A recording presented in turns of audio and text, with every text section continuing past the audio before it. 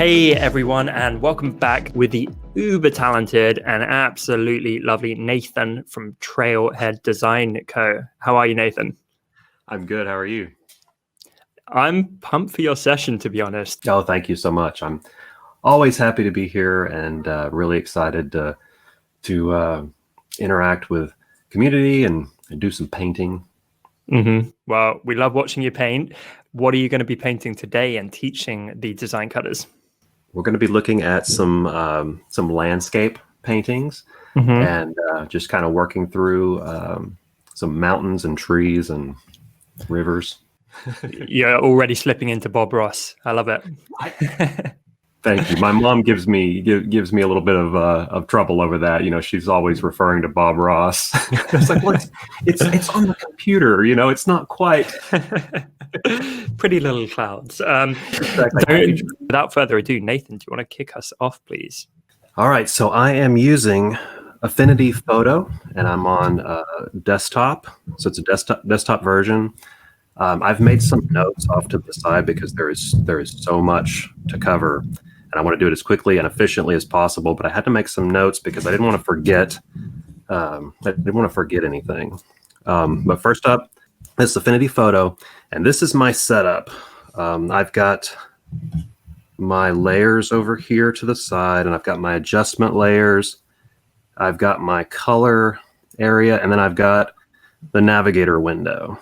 And I have the navigator window open so that I can see like a quick thumbnail view of what I'm painting, and that helps me to consistently make big strokes and not try to get too focused in on detail. Because if I can see what I'm doing on a thumbnail level, then it keeps me from zeroing in on too much tiny little detail that no one's going to see anyway. And we'll talk a little bit more about that in just a few minutes. And then over here, I've got a couple of reference photos. I'm using an app called PureRef. It's a really inexpensive little app that just allows you to organize reference photos. And you can have as many as you want over there, and you can even you can select them, and then you can move the window around. Let's see if I can do that with my mouse. You can kind of like move it around, and it always stays on top. So it's a real handy little app to just keep track of all of your reference photos. And just real quick about reference, especially for landscape, but really any kind of art, reference is so important. And I find that unless you've painted, unless you're Bob Ross, right? Or you've painted 100 landscapes, you don't have enough visual memory to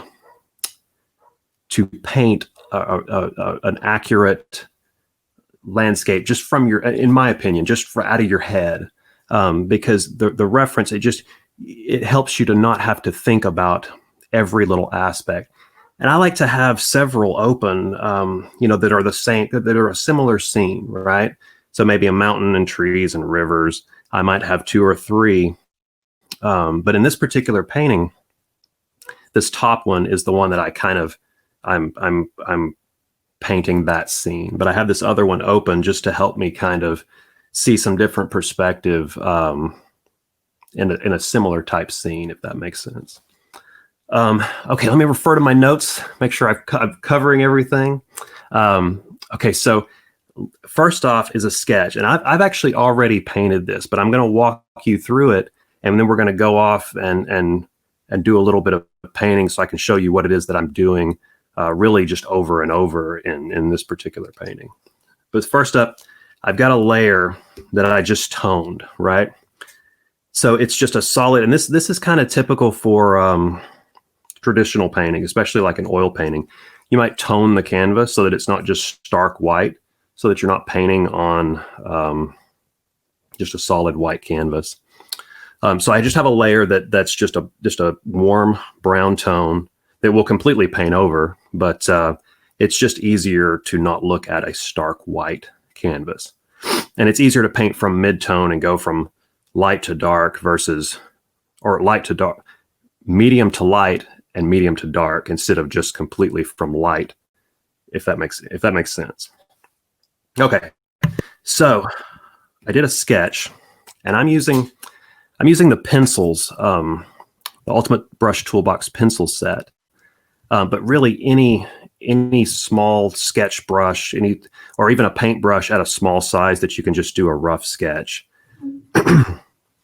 And so in your sketch and in the landscape, you're looking at the landscape and looking at your reference. What you want to do is focus on the basic shapes. And this really goes for any kind of drawing, any kind of painting. You're really just looking for basic shapes.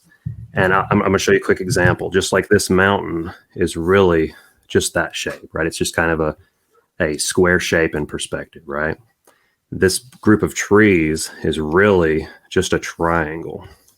And anybody can draw a triangle, right? I mean, you know, if you break down any drawing, any landscape, especially into basic shapes, this is the same triangle. It's just large, right? It's just a really big triangle. Okay, there's another one right there. And then there's another one right there, right? And the river is just kind of a triangle on its edge, right? Does that make sense? Everybody can still hear me okay? Yeah, loud and clear. I think Cool. that is a tremendous way to think about it in this early phase as well. Just makes it that much more approachable and simple for people. For sure. Anytime you can break down art into something that your brain can understand, right? So break it down into its simplest form. And in this particular instance, this painting, this is at its simplest form, right? So your brain is not going to fight you on this right here because your brain always understands basic shapes, right? Just stuff like this. Your brain's not going to fight you on that. Yeah. So anytime you can break down a scene into those shapes, you're ahead. You're winning. Okay. So now all these basic shapes, they're just varied a little bit. Okay. It's just a variation. And we'll actually look at some variation here in just a little bit. The next stage that I go into is what I call color flats. And if you're familiar with like maybe comic book illustration, they use colored flats or children's books illustration. Before they go into texture and rendering, there's often this stage that's referred to as flats. It's just flat color. So this is just taking those shapes and just defining them. And I've got this into a group here. So I've separated these out onto layers. In this particular instance, you don't have to separate them into layers, but I just find, when I start at the painting out, it's easier when I can maybe make a selection of one of the shapes and refine it on its own instead of, having to select just the color, if it was all combined in one layer. But eventually I will turn, as I start to refine, I will I'll either paint on the layer that the flat is on, or I'll just eventually turn the flats off if I'm painting over it. So you could paint over it, you could paint on the flats. It really doesn't matter. This just gives you something to start. It gives you some paint down to start refining and start molding. Okay. Let's see. I want to make sure that I'm covering everything from my notes. Oh, I'm good. I've hit every single note. Okay. So from the flats, I'm going to go over to an underpainting. And this is where I'm starting to lay down some of the paint-like texture. I'm starting to use some of the paint brushes, and I'm going to switch over to those as well. I'm going to switch over to the oil set. This is also in the Ultimate Brush Toolbox. It's the oil collection. Okay.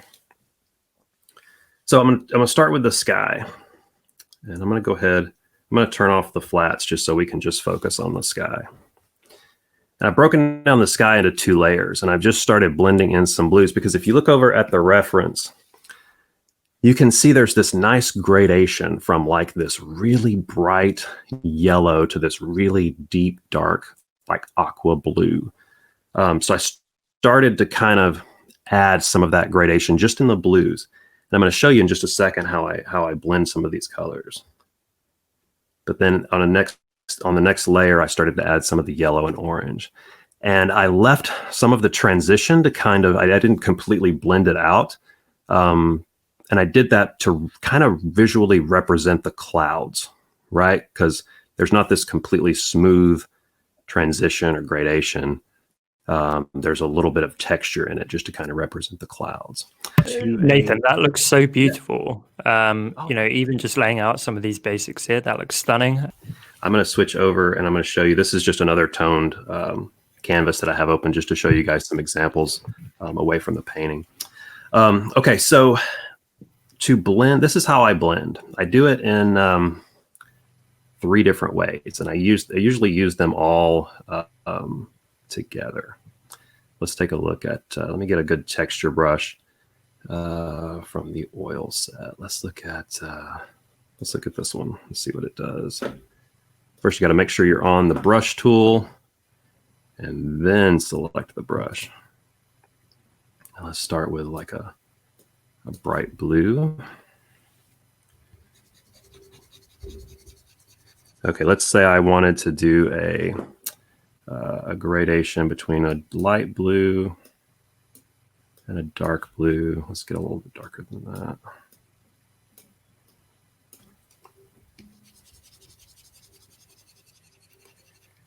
Okay, so if I wanted to blend these colors, I do it in a couple different ways. So if you have a brush selected and you hold your Option key, you can select the color. You see, it's like the color picker tool when I hold the Option key, and you kind of have to wiggle your pen a little bit, and it will select that color. So if I blend these colors out using, like, I use just the brush tool sometimes, like this, to kind of just paint and blend, right? Trying to create a gradation. I also will use the eraser tool to, let's see if I use the eraser tool, I will do this on 2 separate layers. So let me show you this real quick. If I were to use the eraser tool, and I'm on a separate layer, and I will select the same brush with the eraser tool and just start erasing back some of them. This brush is pretty sharp, so it's not gonna, there we go. There's a little softer brush, and it will create a little bit more of a gradation, right? Go to even softer. Let's see if that brush is a little softer. Nope, that one's hard. Let's try this one. Okay, so then if I combine those layers, let's see if I remember my keyboard shortcut, or merge those. Oh, that's not what I want. Let's see, layer, and then merge selected. There we go. Okay, so I'm gonna go back to my brush, and I can select that mid-tone and start to use it. And then I also use the smudge tool, and I'll use the same. Now this is almost like smudging wet paint. It's going to remove a lot of the texture, and sometimes I don't want that. I want to have a little bit of the texture in there, but this will really start to blend. Okay, and then I can come back with the brush, and I can select one of those middle colors and kind of add some of that texture back in if I wanted. Let's try it with a different brush too. It's starting to look like a ocean wave or something. Right. And the thing about this is, it's like there's not a right or wrong. You know, I use all 3 of these methods, and you just kind of keep working it until you're happy with the gradation that you have, right? And for this particular one, you know, maybe this is okay, right? There's just like this little bit of a textured gradation, kind of like that. So those are the three methods that I use to sort of blend colors together. And especially in oil painting, you kind of want to have that smooth. It's smooth but somewhat textured, if that makes sense, right? Because a lot of these brushes have a lot of texture in them for that reason. So that, because oil paint can be incredibly smooth, but it can also have a lot of texture. In fact, let's see if we can make one more adjustment to this with maybe one of the I have several palette knife. This one's called Crusty Palette Knife. Let's see if we can get the Smudge Tool in with Crusty Palette Knife and just see what that does. Oh yeah. You can see that, see how there's still like this, as if you were moving a palette knife over the paint. There's just this nice looking oil paint blend. I love that. That it's still there's the blend, but there's still some texture there. I love cool. that feel. Okay, so back over to our painting, right? This is the method that I use various brushes to kind of blend the sky colors, right? And let's see what comes up next. We got a mountain in the background, right? Okay, now in the mountain, because I don't, at this stage, I didn't want to, let me turn off the sketch so we can see kind of what's happening. Okay, so I didn't want to, at this stage, I didn't want to like blend the mountain and the sky just yet, but I wanted to add some texture to the mountain itself. So in order to do that, I will hold down my command key on my keyboard and just click the thumbnail to create a selection. And then from within there, within that selection, I can paint and it doesn't go outside, right? So are you shading directly on the fill layer, or is this a new layer for the shading? Yeah, I was painting directly onto the flat that I had for the mountain. And I created that selection so that I wouldn't go outside the borders of that flat color. Got it. Does that make sense? Mm-hmm. Okay. Let's add a couple more elements in here. So at this stage, now normally I do paint on like adjustment layers, but I normally do that towards the end. But in this particular instance, I was so excited about the sky, right? I went ahead and did an overlay layer, but this is just a layer and it's set to overlay here.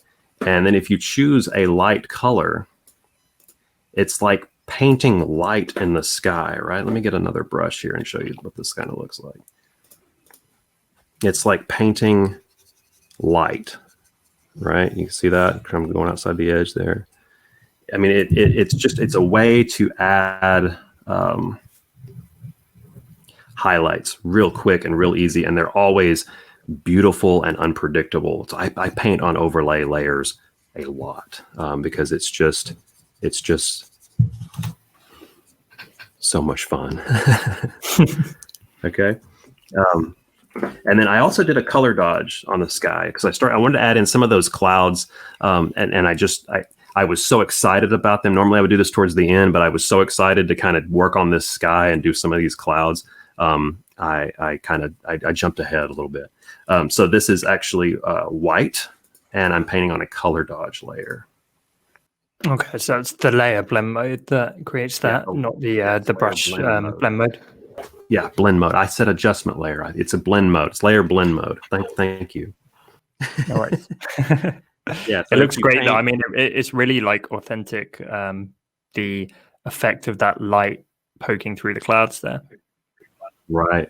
Yeah, it really. I can't describe it any other way than painting with light, because that's an advantage to digital painting. You know, it would really be a struggle to try and get that with real like acrylic or oil paint, on a canvas. I mean, you'd really have to work hard to do what takes seconds to do in digital. Mm-hmm. Okay, so I'm going to jump up here and I'm going to add, let's see, I'm going to add the big trees and the four. Those are middle ground trees. I'm going to turn on some of these trees so we can kind of see. Here's our foreground trees, and this is looking like we're moving really fast. But I'm about to show you what I'm doing over and over, and it's really going to simplify it for you. Amazing. I was about to ask, how do I paint a tree, Nathan? Yeah, we're about to get to some happy trees, and it's going to be it's going to be beautiful. Okay, so I've got some trees in here, and let's go over here and let's talk about some trees. Okay, we've already talked about basic shapes. Yeah, so that's really, for the most part, that's what, especially these like these evergreen trees, these like cedar trees in this scene. They're very much basic shapes. I'm going to go up here and I'm going to get a, I'm going to be on the brush tool, and I'm going to get one of these smaller brushes, right? Let's see. Okay. Yeah. So let's do a just a basic triangle. And I've got kind of a mid-tone green. And I'm just going to fill it in.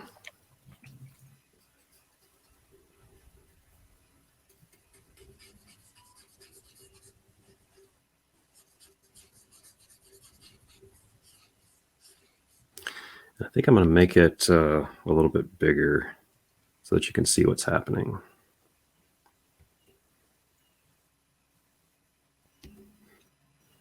Okay, so just a basic triangle for our tree. Okay, now there's a couple different ways that I will start giving this texture. And one quick way is to paint in, or erase rather, some of the foliage or the branches, right, that come off the side of the tree. I'm just erasing away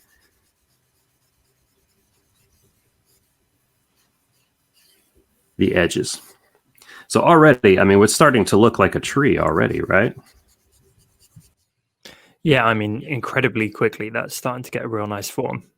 Yeah, really quick, really quick. Okay, so now I'm gonna do a I'm gonna do the darker.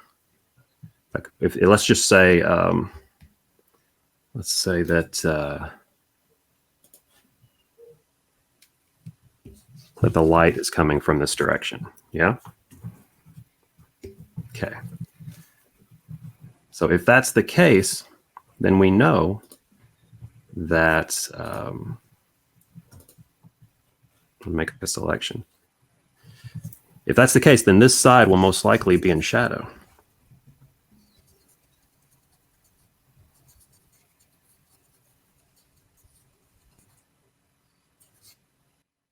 And just to clarify, what brush are you using now, Nathan?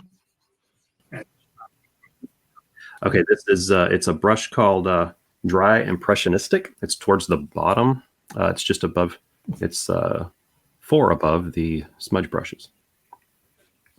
Oh, and just to clarify, if you have this set and you're working with this set, you know, all of these brushes, like these bottom 4 brushes, are specified, or they're specific to like smudge brushes and erasers, but all of the brushes can be used as smudge brushes or erasers.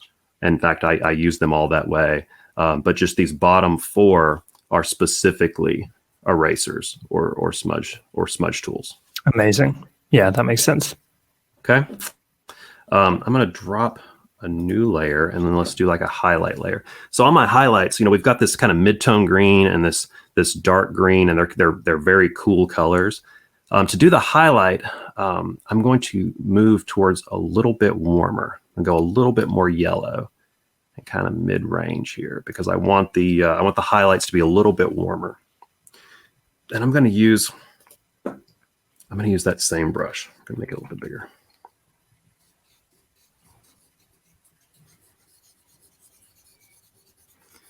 And now when I'm painting this tree like this, I might go and use some of those same blending techniques that we used with the sky just a few minutes ago. At times. Okay. So I feel like I'm looking at real paint building up. It's amazing. Right? It feels like that too. I mean, like whether you paint traditionally or not. I mean, if you do, which I recommend because it's a lot of fun. But if you do, you do start to see some of the same characteristics and you definitely apply the same techniques in traditional that you do on digital. Mm-hmm. And to see those two worlds combine is really fun, and it adds a lot, I think, to your digital painting when you can associate the traditional technique or the traditional look to the digital side. That's always fascinating to me. Okay, so let's see. Okay, yeah, so we use 3 tones. I'm checking my notes here because I want to make sure make sure I cover everything. Yeah. Oh, another thing too is, so we've used 3 tones, right? We had our flat tone, and then we got a shadow, and then we got a little bit of a highlight. So there's in painting, there's a couple things that I look for, and it's edge quality, if that makes sense. There's a couple different edges that I look for. It's like soft, and which is kind of blurred, and then like a hard edge, and then maybe like a completely lost edge. And your eye always notices and goes to the hard edges, meaning like it's not blended. It's completely in focus, right? Your eye will always go to those. So if we have another layer and we want to do some like incredibly warm highlights, let's go a little bit brighter with the highlights. And I'm going to choose, I really like this brush. It's called Bristle Grain. I really like it for these really fine. It's just like if you took a dry brush on canvas and it was slightly dipped in paint, and you just kind of tapped the canvas with it. It's kind of what this brush reminds me of. But you can paint in some of these. Let's go a little bit bigger. Some of these harder edged highlights, and I'm going to come back and I'm going to erase some of these. So I'm going to take the eraser brush. I'm going to select the same bristle grain. I'm going to make it bigger. I'm going to erase a few of these. That's actually not enough, so I'm going to go back to this one again. This is one of my favorites, the dry impressionistic. And I'm going to erase a few. There we go. A lot of this, especially when it's like detail like this, is it's almost as much taking away as it is putting down, right? So you're going to put some details down, and then you're going to take them away, right? Because you don't want that much, right? So you're gonna take stuff away almost as much as you put stuff down. So just something like that. And let's take a look at another brush too that I kind of like to add some details with. It's these large dots. Let's see what that does. Oop. Back on the brush tool. Large dots.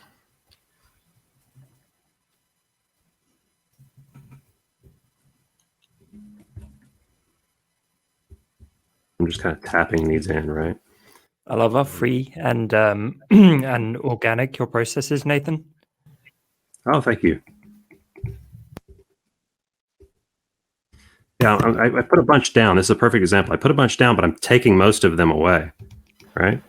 Just to get I feel like people can really play with this. Like it doesn't feel intimidating. You know, it's like just try some different brushes, lay it down, erase a bit, build it up slowly. Like nothing here is scary, I hope, for people watching. Right. So much of this is just experimenting, right? It's just trying to get the look that you're after and just trying different methods to get there. I mean, it's very experimental, and it's just a lot of fun. If you're not having fun, then something's wrong. That sounds like something Bob Ross would say, right? Work on the afro, man. You're halfway there. I know. I've got to get that down. I need a perm, right? Okay, so I just combined those layers, and I talked about whoops, what did I do? I talked about the different edges, because so we've got some soft edges, we've got some hard edges, and I want to get some lost edges, right? So I'm going to go over to the smudge tool, and I'm going to look for one of these palette knives. And this one is the crusty palette knife, the grungy palette knife, and then the smooth palette knife. Let's take a look at maybe the textured palette knife. Oh, I didn't merge the layers. Hang on. Merge selected. There we go. Okay. So we got the smudge tool, and we've got a palette knife. I'm gonna make it a little bit bigger.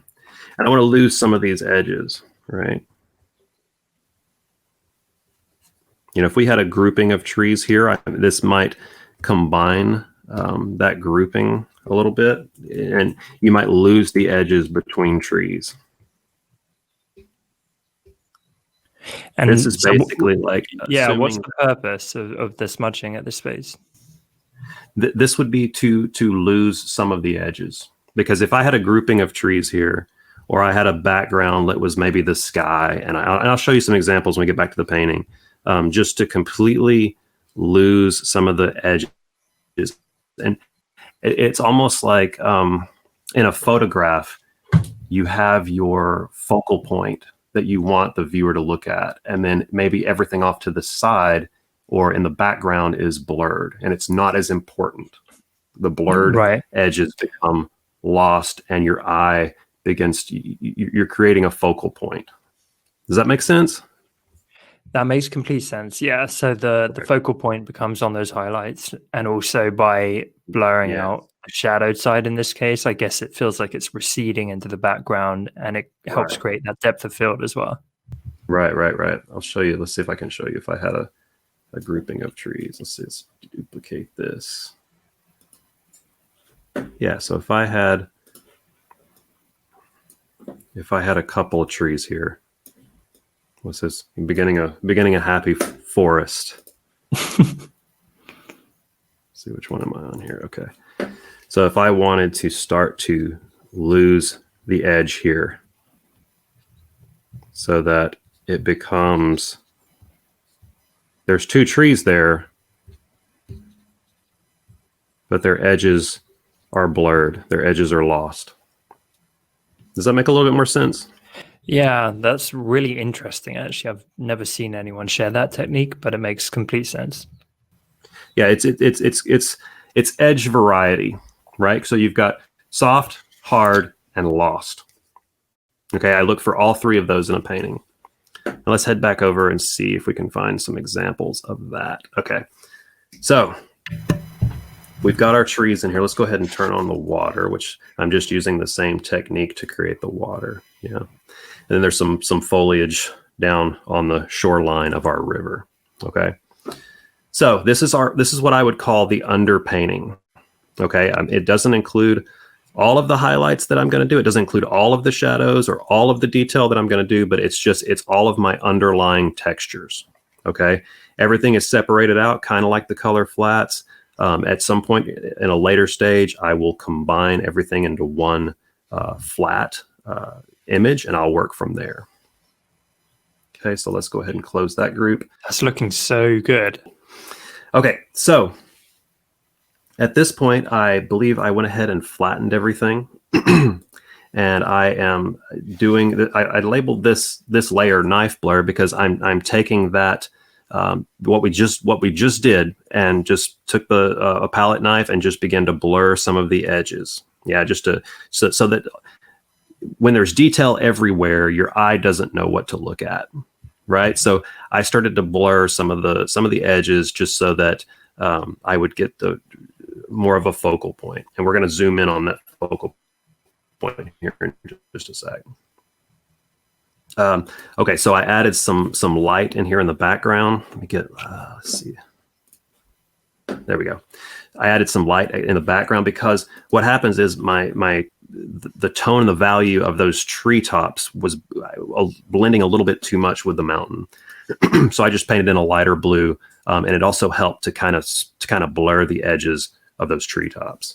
I added a sky color up here because if you look back over at the reference, there was this nice like coral sort of orange transition in the sky, which I felt like I didn't really get in my initial my sky gradation. So I just painted in just some orange with a nice textured brush. Okay, so now back to my overlay layer. So what I did was I started to kind of create a focal point with light just right in the center of the painting. And I really kind of decided that maybe this tree right here was maybe the strongest focal point in the painting. So I made this tree much lighter than the rest of them, just so it would stand out. And on the overlay layer, let me see if I can switch it to normal and you can kind of see. I mean, see how messy that is? I'm using like two tones. I'm using like a kind of a warm yellow or a light orange sort of coral color. It may be the same color that I used up here in the sky. and then I used a yellow, or it's kind of a light greenish yellow, just to paint in that light. But I always have it on overlay. I don't ever have it on normal and then switch it to overlay. I just did that to show you kind of what I was doing, but I always have it on overlay, and you're just essentially painting light at that point. Incredible. So for everyone watching, the takeaway tip there is overlay blend mode is generally used for the application of light instead of painting form. Is that right? Oh, for sure. Yeah, absolutely. Absolutely. It literally is, like I said before, it's painting with light. And so is color dodge. Color dodge is another overlay or another blend mode that is essential for painting the light. And I did an overlay dark layer as well. I'm painting in darks. I chose a kind of a dark blue because I wanted most of my shadows to remain kind of on the cooler side of the color spectrum. So I painted in, I'll show you again, just painted in the darker areas with shadow. Okay, now sharp details. Now I'm going to turn this on and off a couple times. I'm just refining some of those, like I'm just adding in some of those just little specks of hard edges. And I use that bristle brush a lot because you can see it, especially right in here. You can see those bristles, that bristle brush. And again, I just paint it in and I erase most of it, right? Just because I want just those little pieces of detail. And then I have where I removed, I basically took, well, I'll show you real quick. Let's see. I took a flattened layer, like I flattened everything. And then I began to erase away what I wanted to be blurred. Does that make sense? Yeah. You can see where I think so. That's not in the chat, if that makes sense. Tool. Yeah, just basically taking the knife tool again and just sort of smudging and erasing away some of those details. And then the last step here is I just darkened a little bit more. So this whole set, this whole group here is really just taking my flats, not my flats, but my underpainting, which was just all that just textured tone, and refining it, painting in some shadows, painting in some light, adding some detail, and taking the detail away where necessary, or just where what I felt looked right to my eye. It's looking so good, I have to say, Nathan. Oh, thank you. Incredible.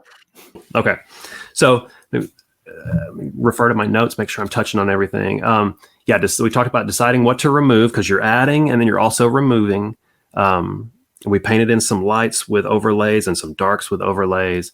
And we added some sharp detail with that bristle brush that I like so much. Cool. Okay. Now, in this step, this is really just fine tuning at this point because I'm kind of okay with this painting where it is. But one thing about digital is you just kind of continue to play with it, maybe beyond what you sometimes should. You just continue to play and continue. Well, what would it look like if the shadows were more blue? And what would it look like if the sky was more orange? And what's great about it is you can do that. You can play with it in digital and you can see what it would look like with just a few more fine tuning adjustments. So for this one, I chose a levels adjustment, and in Affinity, all the adjustments, you can set them into a panel above your layers. I've got them all set here. And for this one, I chose an adjustment or a levels adjustment. I'll show you what that looks like. And what we're going to do is probably just bump up the light a little bit to make it a little brighter. And maybe darken the darks just a touch. Maybe not. It's already the shadows are already pretty dark. So we'll just bump up the light a little bit. Yeah. So you can see it makes everything just a touch brighter. Mm-hmm. I'm trying to avoid using the word pop right now. It popped. I don't think Bob Ross ever said pop, did he? I don't think so. Nah, he was more classy than that. Yeah, that's not. That was never a Bobism. Rough term. Okay, I also did a color balance. I'll show you what that looks like. Okay, now this one, like this is one of my favorites because I like to push the shadows a little cool and the light a little warm. And this adjustment really helps do that. Right now it's set to midtones, and I'm going to go ahead and see if maybe the midtones might go a little bit more blue. Just a touch. And maybe a little cyan, just a touch. And we'll jump over to the shadows, and I'll push those really blue. And maybe a little cyan. And then over on the highlights, I'll push those maybe a little red. There it goes. And a little yellow. Something like that. Let's see. Yeah, it's so subtle. I don't even know if you can see it. Very subtly, but yeah, it should be subtle. This is it's all about building up these adjustments. Yeah, it's so subtle. I think I'll take the shadows maybe a little bit more blue, or way blue. Maybe go a little bit more cyan there. Yeah, something like that. Let's see if that makes a difference. Yeah, if you can see it just a little bit, it just pushes the shadows just a little bit cooler. And that's a lot of fun to play with. Okay, and I also added, let's see, a hue saturation. If you wanted to like maybe bump the saturation just a little bit, you can do that here. So I'm gonna just push that up just a little bit.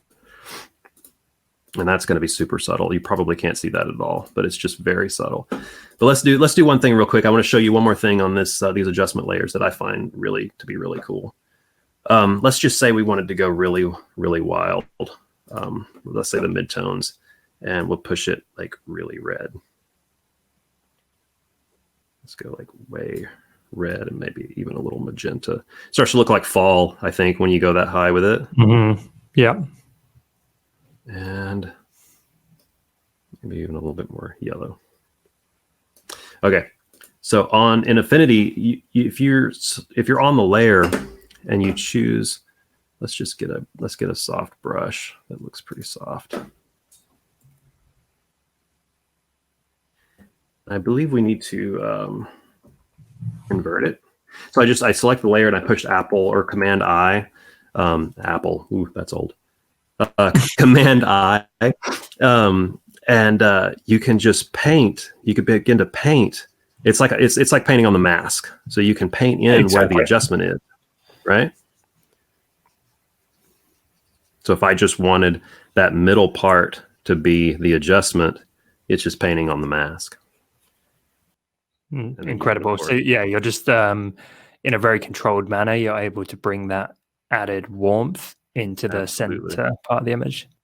Right. And if you switch your brush over to black, it's like erasing it away.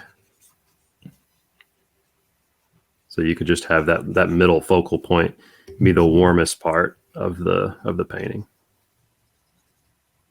Yeah. Cool. Mm-hmm. Yeah, so I think that's it. I mean, I think I would call this one done. I'm going to switch back over to turn that light off. But yeah, I think I would be happy with this one where it is and call it done. It's calling it done is really it's a hard step to admit, right? Because you want to keep playing with it.